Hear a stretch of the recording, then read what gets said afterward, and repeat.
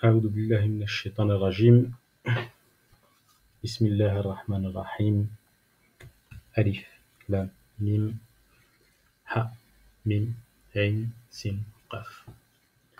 Je fais une vidéo suite à la vidéo du rabbin Ismaël Mounir.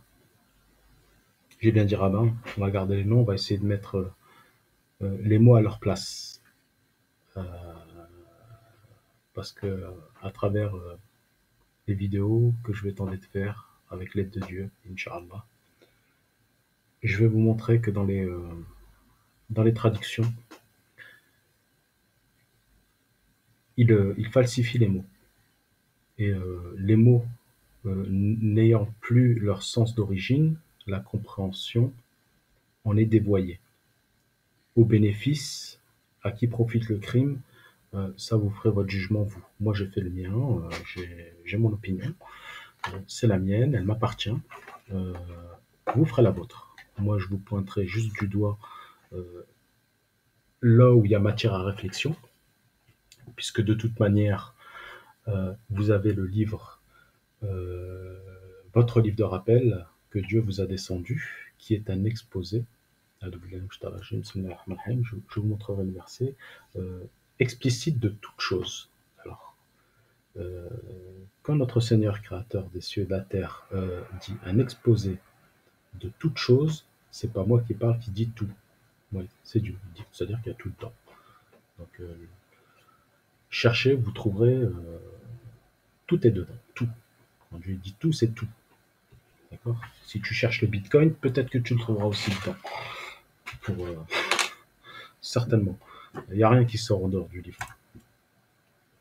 Donc, pour en revenir à celui qui a trouvé la voie, enfin sa voie, ses voies, le rabbin Ismaël Mounir, il nous propose 10 livres qui ont changé sa vie.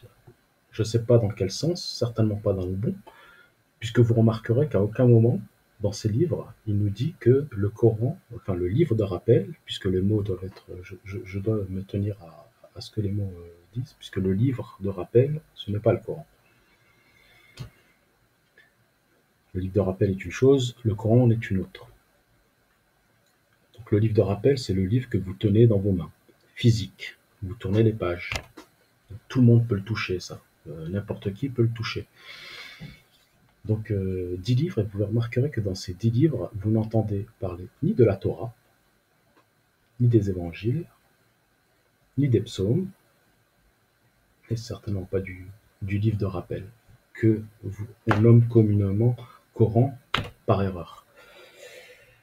Donc rien que ça, il y a matière à réfléchir. C'est une personne qui se qualifie d'imam. D'accord ? Quand on qualifie quelqu'un d'imam, c'est quelqu'un qui est censé amener les gens vers une voie droite, c'est-à-dire celle de Dieu, et qui n'en dévie point. Comme notre père Abraham, paix et salut de Dieu sur lui, qui était un imam. D'ailleurs, c'est le seul, il n'y a qu'un imam. C'est le guide parfait. Comme le dit le site, le livre de rappel, et je vous exposerai le verset. C'est le guide parfait. Donc suivez la religion d'Abraham. C'est ce que nous recommande Dieu dans son livre de rappel. Et que tout musulman devrait suivre. Doit suivre, exactement, si vous êtes musulman. Donc dans ces 10 livres, il nous parle de Céline Alvarez, apparemment. Elle lui enseigne des choses, donc tant mieux, grand bien lui fasse. Céline Alvarez, elle fait un très bon travail avec les gamins, elle fait son job. Cela dit, toi, le rabbin qui te qualifie d'imam, je ne suis pas sûr que ton job ce soit celui d'Alvarez. Elle ne se prétend pas guider des gens, ce qui n'est pas ton cas. D'accord ? Tu as une communauté qui te suit et qui n'est pas très... comment je veux dire ça sans vouloir... je crois qu'il n'est pas très lucide sur le chemin que tu leur proposes, pour parler un peu clairement. Et donc le but des prochaines vidéos, c'est à chaque fois que tu feras une vidéo, ou dans certaines de tes vidéos qui m'agacent, donc tu auras des gens pour te répondre, Inch'Allah. Donc celle-ci en fait partie, on a eu d'autres qui étaient moins claires, mais bon, celle-ci en fait partie.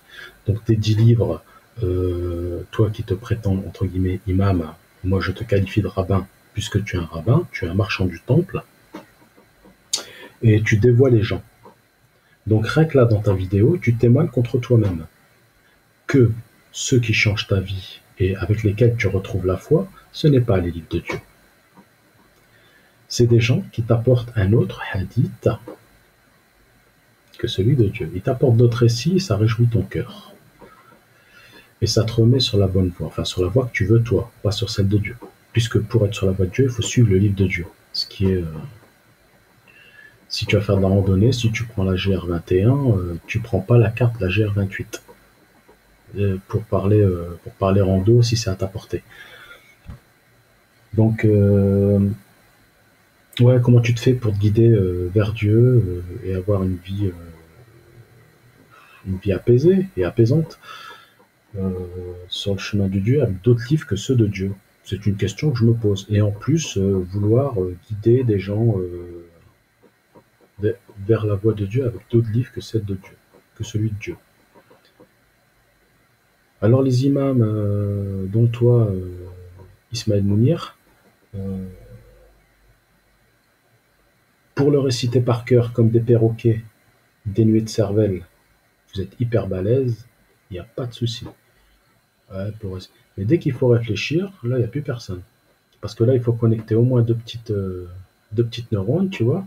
Au moins, c'est le minimum. Minimum syndical. Quand on a trois, ça va mieux. Et plus t'en as, mieux c'est. Et réfléchir sur ce que vous proposez aux gens et que les gens qui sont en face de vous réfléchissent aussi, ça serait bien. Je vous y invite euh, sur la voie que vous prenez. Parce que là, vous jouez l'éternité. Je vous propose, pour ma part, en plus de ce contenu, de suivre les vidéos que fait et le travail d'Ahmed Moalek, qu'il fait depuis des années, hein, et qu'on essaie d'étouffer. Beaucoup de ces vidéos sautent. Croyez-moi que s'ils les font sauter, c'est pas pour rien. Et il y a une communauté en particulier qui est hyper active.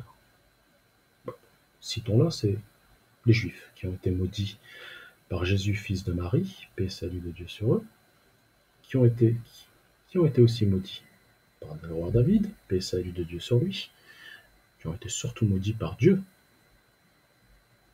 parce qu'ils ont dit que ces deux mains étaient fermées alors ces deux mains sont largement ouvertes. Il dispensait bien à qui il veut de ses esclaves. Donc oui, ils ont bien été maudits. Et ils ont l'air, rien que ça devrait un petit peu susciter votre curiosité. Que des usurpateurs, des voleurs, des escrocs, des menteurs, qui ne suivent pas la Torah d'ailleurs. D'ailleurs, c'est enfin, juste une parenthèse en espérant que je retrouve le fil de ma réflexion à la fin de cette parenthèse. Cette manière de dévoyer les mots que je vous exposerai euh, quand j'ai déjà quelques notes, donc des notes que je vous exposerai, cette manière de dévoyer les traductions, on retrouve aussi ça chez les juifs. Donc quand un juif vous dit Torah, euh, posez-lui la question si c'est la Torah orale ou écrite. Ils jouent avec les mots, parce qu'ils ont deux Torahs. Or, Dieu parle que d'une seule Torah, celle qu'a reçue Moïse. Enfin, Moïse a reçu le livre, mais la Torah est une bonne direction et une lumière. Ismaël Mounir ne vous invite pas à la lire. Moi, je vous invite à la lire. Sous le regard, bien sûr, du livre de rappel. Et,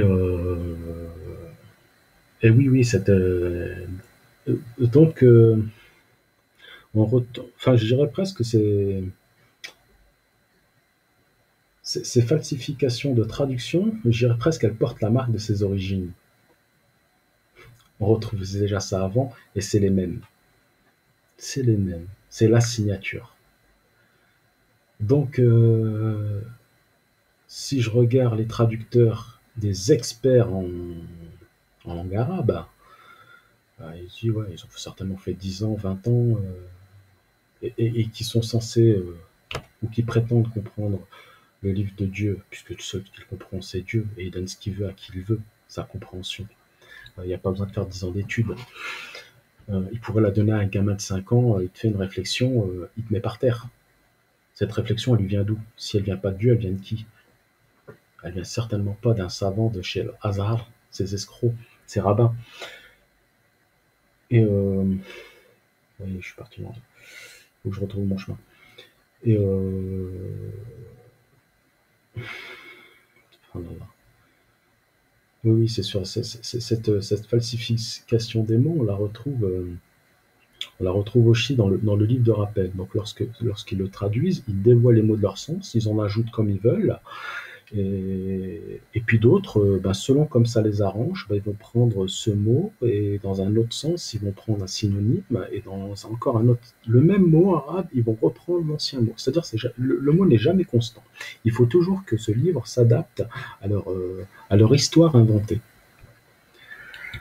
Oui, parce que l'histoire de Mohammed, quand vous allez réaliser, et ça va arriver, Inch'Allah, puisqu'il y a des gens, Ahmed a fait un énorme travail, Ahmed Moualek, que je vous recommande vivement, je vous mets le lien sous la vidéo, et les croyants aussi, qui font circuler la vidéo, et qui vont aussi partager un petit peu du savoir que Dieu leur a accordé, par un effet de sa miséricorde, gloire et pureté à lui. Parce que ouais, c'est une miséricorde de Dieu quand même, de ce qu'il nous donne, alhamdoulilah.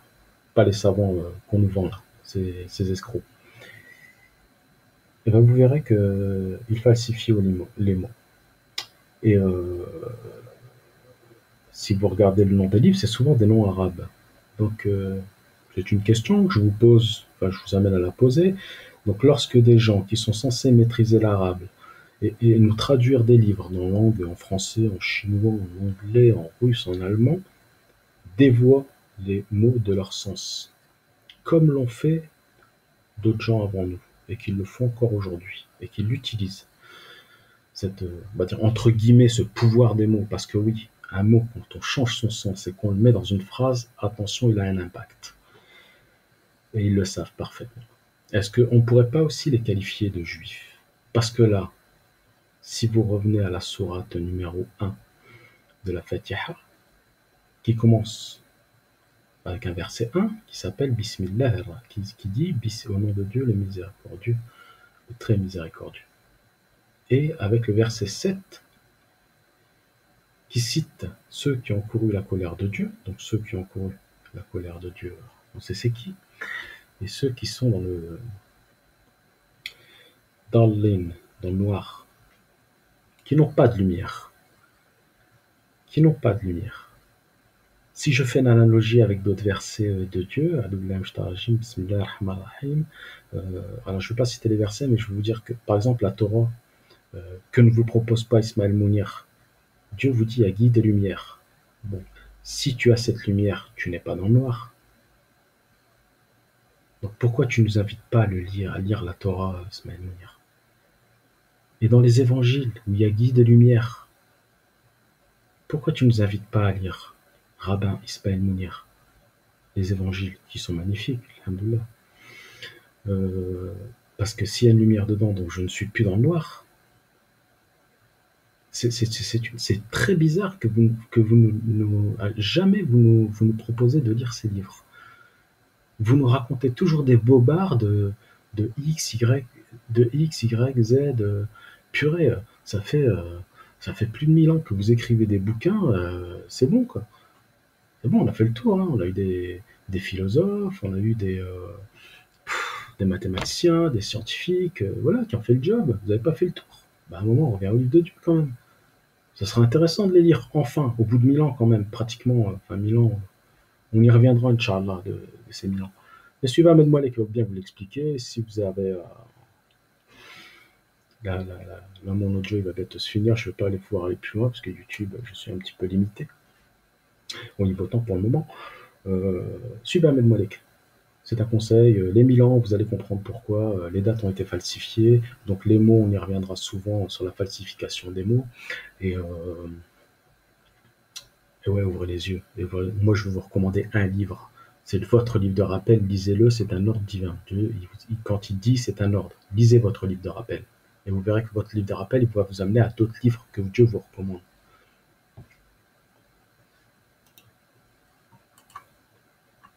Inch'Allah.